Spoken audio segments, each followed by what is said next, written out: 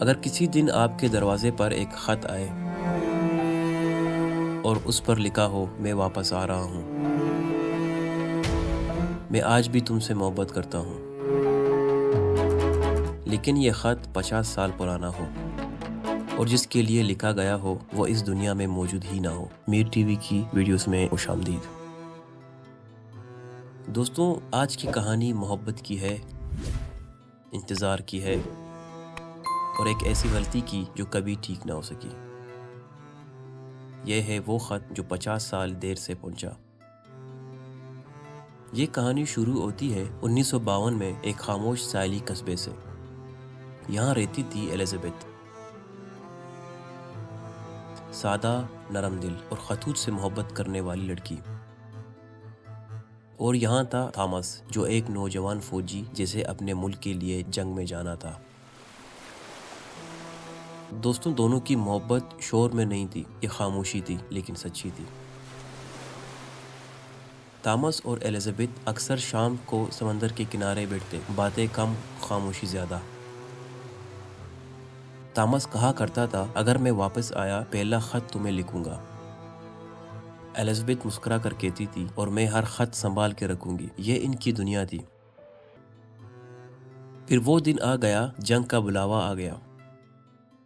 Station पर Elizabeth की आंखों में आंसू थे और थॉमस के हाथ में सिर्फ एक वादा, मैं वापस आऊंगा।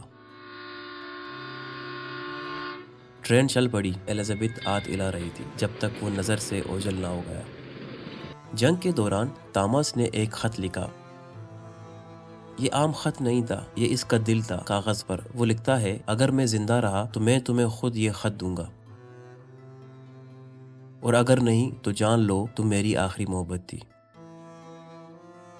वो खत पोस्ट कर दिया गया, मगर किस्मत ने वो खेल खेला। एलिज़ाबेथ रोज दरवाजा देखती, रोज डाकिया गुजरता, मगर खत नहीं आता।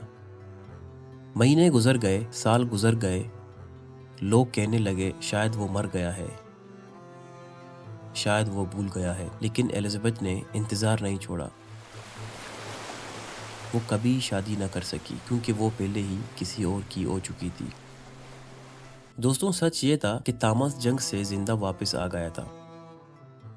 वो एलिज़ाबेथ को ढूंढता रहा। शहर बदल गया था, लोग बदल गए थे, और उसके पास कोई खत नहीं था जो बता सके एलिज़ाबेथ ने क्या सोचा। वो भी आखिरकार खामोश हो गया। साल 2003 एक पुराना पोस्ट ऑफिस मरम्मत के दौरान खोला गया। अंदर एक संदूक मिला, दर्जनों पुराने खत। इनमें से एक खत एलिज़ाबेथ के नाम का था। आखिरकार वो बेच दिया गया। खत एलिज़ाबेथ के दरवाजे पर पहुंचा।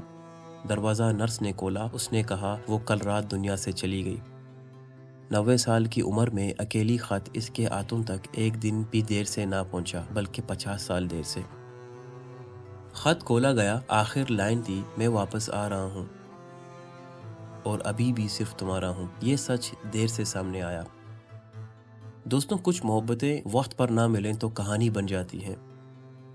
ये कहानी हमें सिखाती है कि इजहार में देर अक्सर उम्र भर का दुख बन जाती है। अगर ये कहानी आपके दिल को लगी हो तो लाइक करें, शेयर करें, चैनल को सब्सक्राइब करें।